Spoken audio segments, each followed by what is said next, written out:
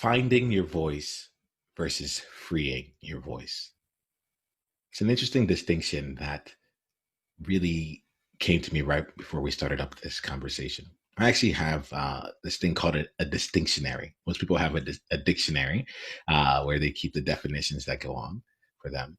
I keep a distinctionary. It was a suggestion made by my mentor and coach. And in that distinctionary, I capture the various nuances that show up for me in the way that I look at the world. And there's an important reason for that there. What I have found is that for on the path from leadership to mastery, there's an element of being able to see what other people can't see and to hear what other people can't hear. And what has really been a large tool to help facilitate that has been the element of nuance and distinction. To see the slight difference in the word, to feel the slight difference in the tone of voice, and to understand the slight difference in the cadence that's of language.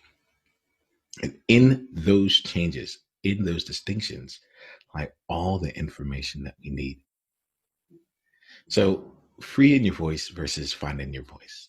A lot of times, I'll hear people talk about like, I need to go find my voice. I need to like that's what I'm trying to do. And I'm in a period right now when I look at my mission and what it is that I'm here to do, which is to bring together a truly inclusive and empowered world where I feel like honestly for the last 2.5 years I was going about a process of trying to find my voice, trying to figure out how do I do this thing that I feel called to do. It took me down the path of coaching, getting my own coach, being a part of different intensive, joining leadership teams, really investing in myself over the last 2.5 years, and experimenting with a lot of different things. The elements of it, though, and I didn't really notice this until actually in the last few weeks when the creative elements of me have just been flowing out. In all of those places, I was trying to see what people would respond to and almost finding my voice by being someone who would pay attention to what was coming back at me and using that almost as a way to say like, oh, this if this is what you're listening to, then this is what my voice must be. And it was really insidious because I've been aware of this distinction of finding versus freeing for months. But it wasn't until I started actually leaning into the freedom of expressing myself that I could see this distinction in more of its fullness. You see, in the last few weeks, let's not even go in the last few weeks. Just earlier today, I had the first courageous conversation where I brought together a group of people to really talk about and leverage things about them that made them different and have the courage to bring that out into the world. This here was an idea that came to life maybe about a week ago. And within the span of that week, I brought it to life and just allowed it to be without knowing if anyone was going to want it, without having to see what the feel of it all. At this point in the game, it was about releasing what felt like it needed to come out of me.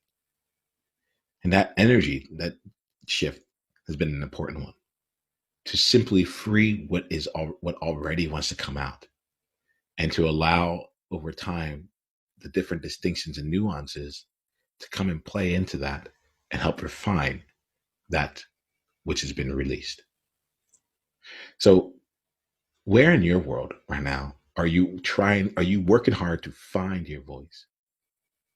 And if you didn't have to go externally to find it, and you could just sink in to yourself and allow yourself to simply do what is naturally being called from you, simply speak to what is naturally being called to be said, how would that impact the way you show up? And how would that contribute to your mission?